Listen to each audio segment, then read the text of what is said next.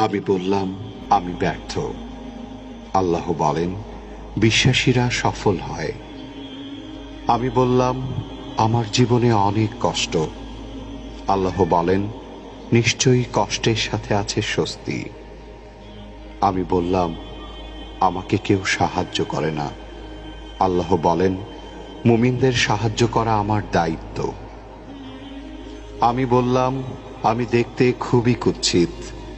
আল্লাহ বলেন, আমি মানুষকে সৃষ্টি করেছি সুন্দরতম আকৃতিতে। আমি বললাম, আমার সাথে কেউ নেই। আল্লাহ বলেন, ভয় করো না, আমি মুমিনদের সাথে আছি। আমি বললাম, আমার পাপ অনেক বেশি। আল্লাহ বলেন, আমি তওবাকারীদের ভালোবাসি। আমি বললাম, আমি সব সময় অসুস্থ থাকি। আল্লাহ বলেন, আমি কোরআনকে রোগের নিরাময় হিসাবে পাঠিয়েছি। আমি বললাম, এই দুনিয়া আমার ভালো লাগে না। আল্লাহ বলেন, তোমার জন্য পরকাল ইহকাল অপেক্ষা শ্রেয়। আমি বললাম, বিজয় অনেক দূর। আল্লাহ বলেন, আমার সাহায্য একান্তই নিকটবর্তী।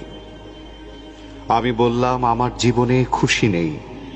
আল্লাহ বলেন, শীঘ্রই তোমার রব তোমাকে এত দেবেন যে তুমি খুশি হয়ে যাবে। আমি বললাম, আমি সব সময় হতাশ। আল্লাহ বলেন, আর তোমরা নিরাশ হও না এবং দুঃখ করো না। আমি বললাম, আমার কোনো পরিকল্পনা সফল হচ্ছে না। আল্লাহ বলেন, আল্লাহ সর্বোত্তম পরিকল্পনাকারী। আমি বললাম, আমার কেউ নেই। আল্লাহ বলেন, যে ব্যক্তি আল্লাহর উপর ভরসা করে তার জন্য আল্লাহই যথেষ্ট।